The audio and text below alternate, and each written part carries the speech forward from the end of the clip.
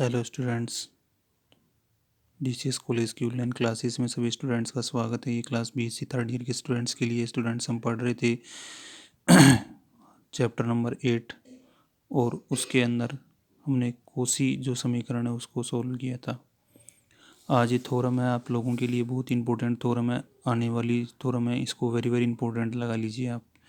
देखो इसका स्टेटमेंट क्या है, ये आपको बिल्कुल ऐसे प्रूफ करने के लिए आ सकती है आपको एग्ज़ाम के अंदर, तो आपको इसको बिल्कुल ध्यान से समझना है।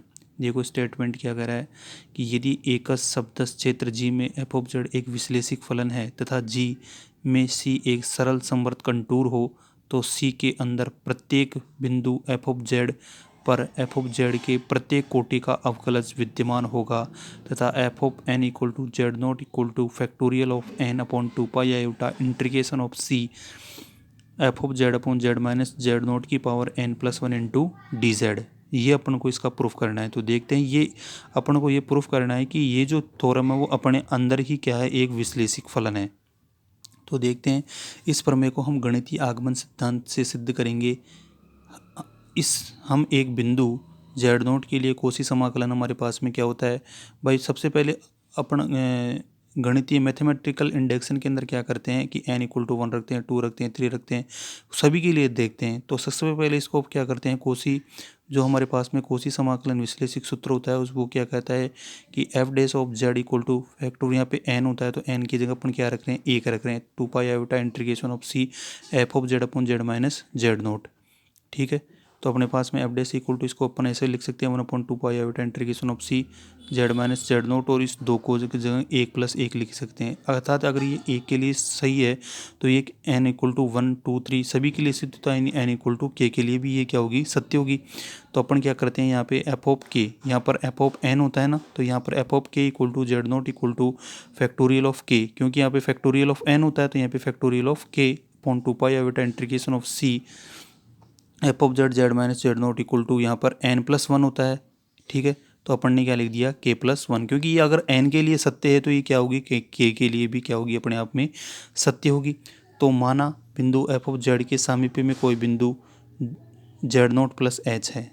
ठीक है, इसी के सापेक्ष करॉस्पॉन्डिंग को समीकरण नंबर 2 दे दिया, और इसी के करॉस्पॉन्डिंग एक बिंदु और है जेड नॉट प्लस एच। तो f of k z naught plus h equal to factorial of 2 pi iota integration of C F of Z Z minus z naught की जगह Z naught plus H k+1, समीकरण number 3। समीकरण 2 3 - 2 कर देंगे तो अपने पास में ये तो चलता रहेगा अपॉन फैक्टोरियल ऑफ के 2 pi iota integration of Z Z minus z naught h k+1 integration of C F of Z Z minus z naught plus k+1 आ जाएगा। ठीक है, अब इसमें से देखो क्या कॉमन आ रहा है हमारे पास में, एफ ऑफ जेड कॉमन आ रहा है, रूट ऑफ फैक्टोरियल ऑफ के 2 पाई आयोटा ब्रेकेट बंद Z minus Z naught minus का चिन्ह एच k+1 माइनस का चिन्ह 1 Z minus Z naught k+1 into D Z.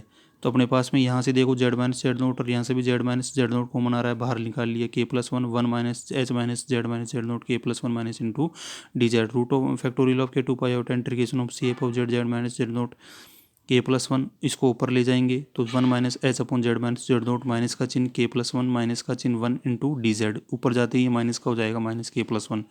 ठीक है, ये तो अपने पास चल ही रहा था फैक्टोरियल ऑफ के 2 pi iota integration of C F of Z Z minus Z naught k+1। अब देखो अपने पास में बाइनोमियल थ्योरम होती है 1+x, इसको अपन कैसे खोलते हैं, 1+nx plus n bracket n minus 1/2 factorial into x square plus का चिन्ह n bracket n-1 n-2 upon 3 factorial into x की पावर 3।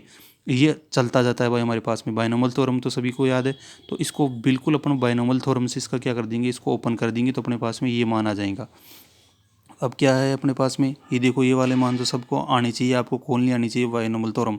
1+n, n ऊपर आ जाएगा तो ये कितना हो जाएगा, k+1 into H upon Z minus Z naught, फिर क्या हो जाएगा हमारे पास में n-1 upon 2 factorial into x square minus का चिन्ह H upon Z minus Z naught का whole square plus dot dot dot -1 into D Z.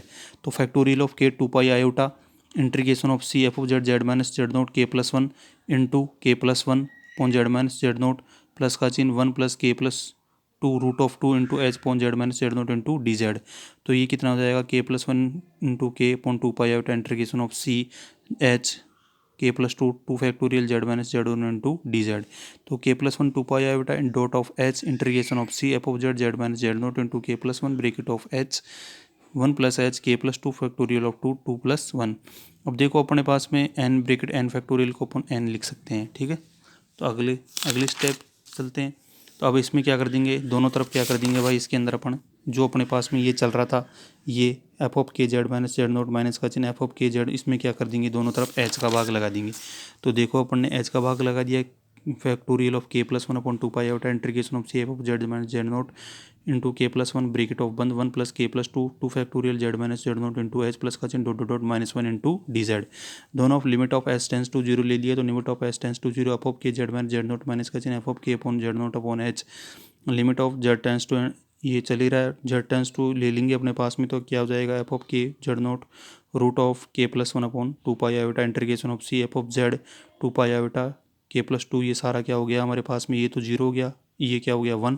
तो अपने पास में क्या आ जाएगा फाइनल रिजल्ट एफ ऑफ के plus one upon Z of net root of के plus one upon two pi iota integration of C F of Z Z minus Z naught K plus one into D Z. ये अपने पास में क्या कर दिया, इसको अपन ने सिद्ध कर लिया। पर सबसे पहले अपन मैथमेटिकल इंडेक्शन कर देंगे, एक के लिए देखेंगे, दो के लिए देखेंगे, फिर अगर ये n equal to one two सभी के लिए, तो एन इक्वल टू के लिए भी सिद्ध होगा, तो ये के लिए अपने पास में आ गया।